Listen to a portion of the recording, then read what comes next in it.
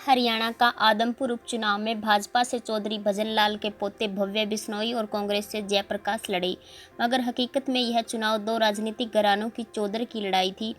यह लड़ाई कांग्रेस में नेता प्रतिपक्ष भूपेंद्र सिंह हुड्डा और कुलदीप बिश्नोई की थी। पिछले 17 सालों से दोनों घरानों के बीच यह राजनीतिक लड़ाई चली आ रही है। इस जंग में कभी हुड्डा भारी पड़े तो कभी कुलदीप बिश्नोई। भले ही भूपेंद्र सिंह हुड्डा कुलदीप बिश्नोई को कांग्रेस प्रदेशाध्यक्ष बनने से रोकने में कामयाब रहे, परंतु कुलदीप ने इसके बाद उन्हें 2 मौकों पर करारी शिकस्त दे दी।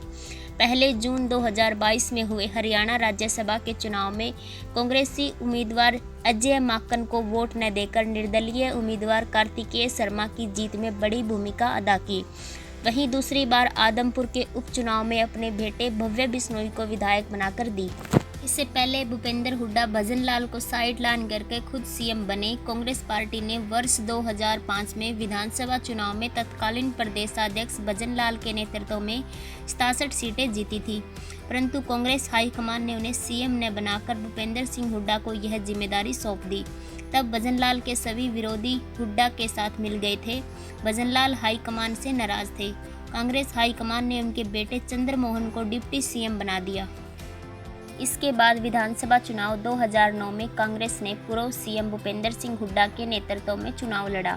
इस चुनाव में कांग्रेस को बहुमत नहीं मिला और उनके पास 40 विधायक थे। सरकार बनाने के लिए 46 विधायकों का बहुमत चाहिए था। हजका के पास 7 एमएलए थे। हुड्डा ने हजका के 5 विधायक तोड़कर उन्हें कांग्रेस में शामिल कर लिया। कुलदीप बिश्नोई ने इनकी सदस्यता रद्द करवाने के लिए हरियाणा विधानसभा में स्पीकर के पास याचिका दायर की, परंतु स्पीकर ने यह मामला काफ़ी समय तक लंबित रखा, बाद में खारिज कर दिया। इसके बाद कुलदीप पंजाब और हरियाणा हाई कोर्ट में पहुंच गए।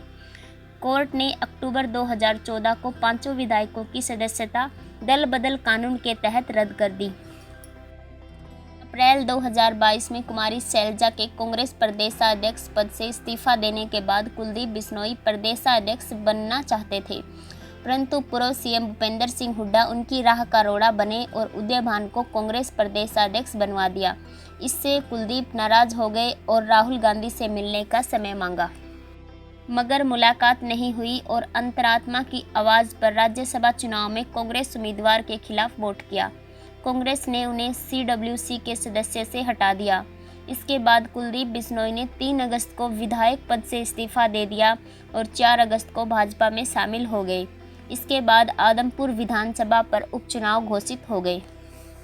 उपचुनाव को चौधर की लड़ाई समझते हुए पूर्व सीएम भूपेंद्र सिंह हुड्डा और दीपेंद्र हुड्डा ने आदमपुर में डेरा डाल लिया था। कुलदीप के विधायक पद से इस्तीफा देते ही दोनों पिता पुत्र ने पूर्व वित्त मंत्री संपत सिंह को 8 अगस्त को दिल्ली में शामिल करवा दिया।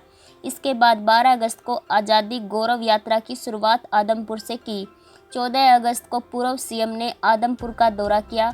इसके बाद भूपेंद्र और दीपेंद्र ने आदमपुर के कई दौरे हुए। पूरे चुनाव में दीपेंद्र हुड्डा और उनकी टीम आदमपुर में डटी रही। दीपेंद्र ने उपचुनाव में देर रात तक प्रचार भी किया। इस उपचुनाव को कुलदीप बिश्नोई बनाम भूपेंद्र सिंह हुड्डा माना गया। दोनों की तरफ से प्रदेश की पूरी टीम ने ताकत आदमपुर में झोंक दी।